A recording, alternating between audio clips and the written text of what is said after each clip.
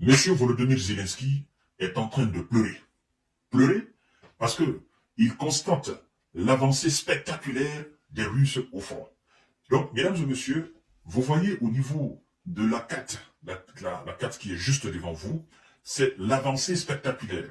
Les coins que la Russie a libérés dans ces 2 derniers jours-là, c'est ce qui donne des mots de tête. Et d'ailleurs, vous savez, il y a un langage utilisé par les Russes qui doit vous interpeller. Et vous devez vous poser la question. Parce que la Russie parle de libérer. La Russie ne parle pas de conquête.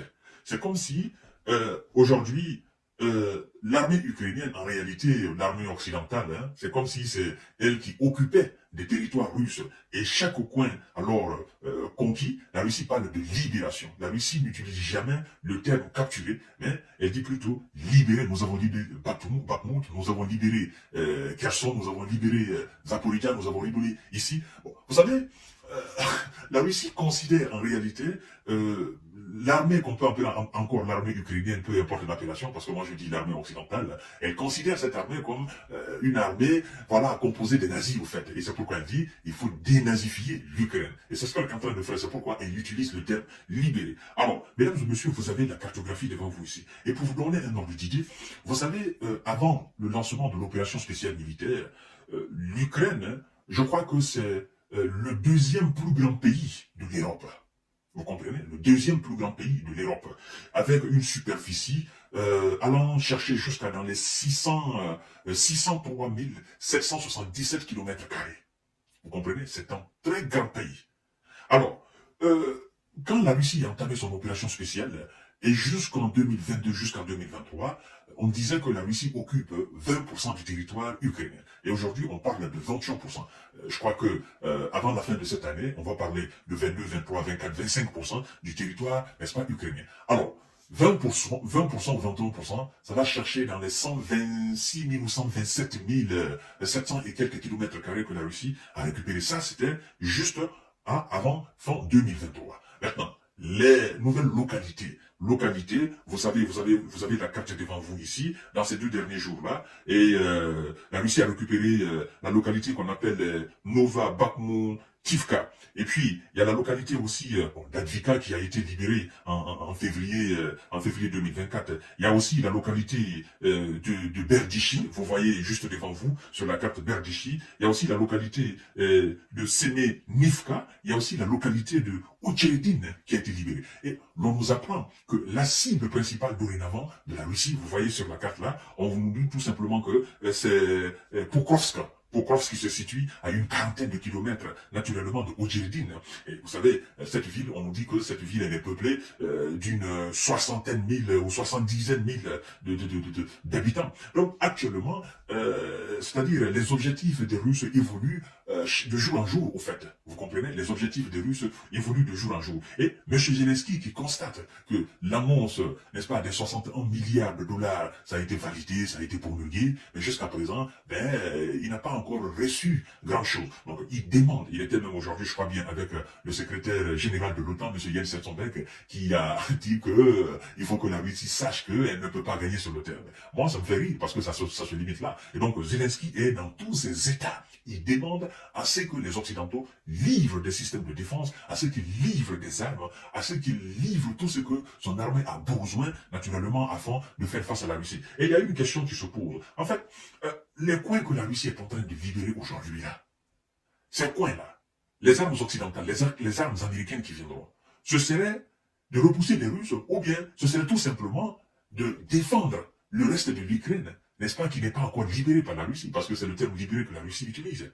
Moi, je pense que M. Zelensky, tout simplement, il n'aura que ses yeux pour pleurer. Parce que la Russie ne va pas s'arrêter. Actuellement, elle est en position de force. C'est-à-dire, depuis le début de cette opération, la Russie n'a jamais été en position de force qu'aujourd'hui. Elle est sans limite, elle est sans arrêt. Et la panique s'est emparée même du peuple ukrainien. La panique s'est emparée de l'armée ukrainienne.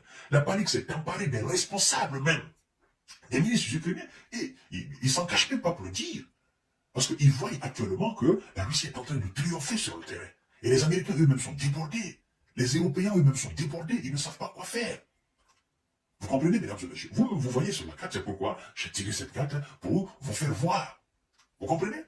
Alors, Aujourd'hui, M. Zelensky, vous savez qu'il y a eu, j'ai même pas voulu parler de ça, mais il y a eu une frappe aujourd'hui à Odessa. Odessa, vous savez qu'il y a un grand port là-bas d'exportation des céréales ukrainiens. Et je peux dire quand même qu'il y a eu des pertes en vie humaine. Ça me fait énormément parce que j'ai tellement parlé de ça. À chaque fois qu'il y a des frappes, on dit non, il y a des morts, il y a des femmes, il y a des vieilles personnes qui ont perdu la vie, machin. Ça m'attriste. Au fait, cette nouvelle, ça m'attriste beaucoup. Mais la guerre, elle est toujours sale. Quoi qu'on fasse, c'est la guerre. La guerre, elle est toujours sale, mesdames et messieurs. La guerre, elle est sale. Et je vous ai dit la fois dernière, si vous vous souvenez très bien. Vous savez, Odessa, c'est cette ville portuaire. La Russie va mettre main là-dessus. Et l'objectif, mettre main là-dessus, couper complètement le port. N'est-ce pas? Non seulement des Ukrainiens, mais aussi des Américains. Parce qu'à travers ce port-là, il y a bon nombre de choses qui rentrent. Mais si la Russie met la main sur cette ville portuaire, mais c'est fini pour l'Ukraine. Il faudra maintenant passer, n'est-ce pas, tous les équipements militaires par la Pologne. Et ça, c'est très très difficile. Vous voyez, mesdames et messieurs, il y a eu une frappe aujourd'hui sur la ville et je ne peux pas vous dire exactement le nombre de personnes qui ont changé de monde. Vous voyez? Et les Occidentaux se sont mis encore à dénoncer cela, nous condamnons. Ça s'arrête là-bas. Ça s'arrête aux condamnations. Et ça ne change absolument rien dans la logique des Russes. Et chaque jour qui passe, la Russie ne fait qu'avancer. Elle ne fait que sortir de nouvelles stratégies d'avancement. Vous voyez, mesdames et messieurs? Hein? Il n'y a plus de soldats. Il n'y a rien en face. Qui est-ce qui va résister? Les défenses sont en train de tomber. Les positions sont en train de tomber une à une. Même quand vous suivez aujourd'hui les invités sur les plateaux de télévision de BFM TV, de LCI, eux-mêmes, ils sont fatigués de mentir. Ils ont tellement menti qu'ils, dans ces 2 jours-là, c'est-à-dire, ils sont obligés de parler de la réalité au fait. Vous voyez? Quand moi je les suis, ça me fait rire. Je dis, mais vous êtes en train de révéler la raison. Tout ce que nous avons dit depuis le début, c'est ce que vous êtes en train de vivre là. Ils vont manipuler les informations, mais ils ne peuvent pas, parce que la réalité s'impose, en fait. Et la réalité est que c'est les Russes qui sont en train d'avancer, d'avancer, d'avancer.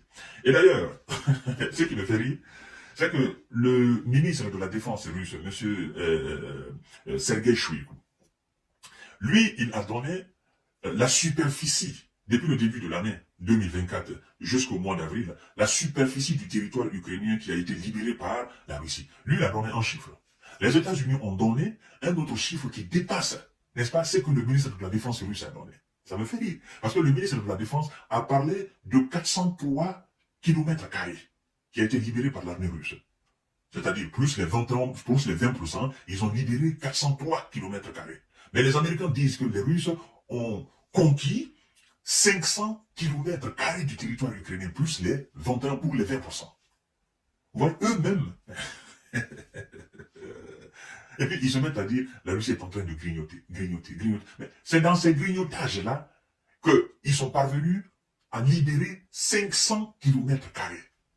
On dit souvent que c'est petit à petit que l'oiseau fait son nid. Et voilà ce qui se passe.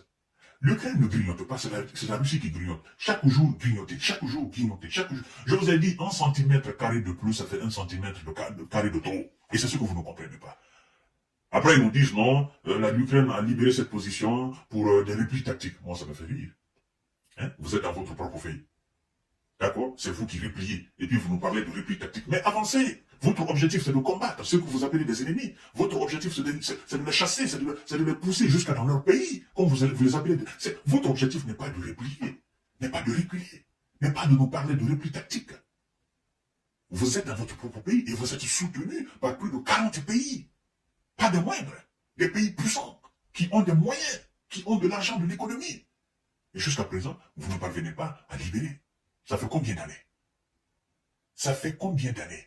Ça doit donner à réfléchir à M. Zelensky et à ses collègues. Mais il ne comprend pas. Parce que si, normalement, les États-Unis voulaient que l'Ukraine gagne, ils allaient envoyer des soldats américains sur le terrain. Ils allaient envoyer des véritables moyens américains sur le terrain. Mais ils ne peuvent pas le faire, parce que faire cela, ce serait déclarer la guerre à la Russie. Et tout ce que les Américains redoutent dans ce monde-là, c'est de s'attaquer à un pays qui a la capacité de frapper l'Amérique sur son propre sol. Je l'ai dit 1000 fois et je vais encore réitérer. La raison principale pour laquelle les États-Unis ne s'attaquent pas à la Corée du Nord, parce qu'ils savent que la Corée du Nord a quelque chose qui la permet de frapper l'Amérique sur son propre sol. Et l'Amérique a peur de ce type de pays. C'est pourquoi l'Amérique ne peut jamais déclarer la guerre à la Russie. C'est ça, vous faites le problème. Ils pensent gagner cette affaire par procuration. Ça, c'est impossible. Voilà, mesdames et messieurs, la superficie du territoire qui a été conquis par les Russes au bout, c'est-à-dire depuis le début de l'année 2024 jusqu'à aujourd'hui, on parle de 500 km², et dans ces 2 jours-ci, la Russie a récupéré une très grande partie de l'Ukraine, et demain encore, nous aurons d'autres informations. Partagez cette vidéo dans tous les groupes possibles, abonnez-vous sur cette page, activez la cloche de notification pour ne plus rater ma vidéo. Merci beaucoup.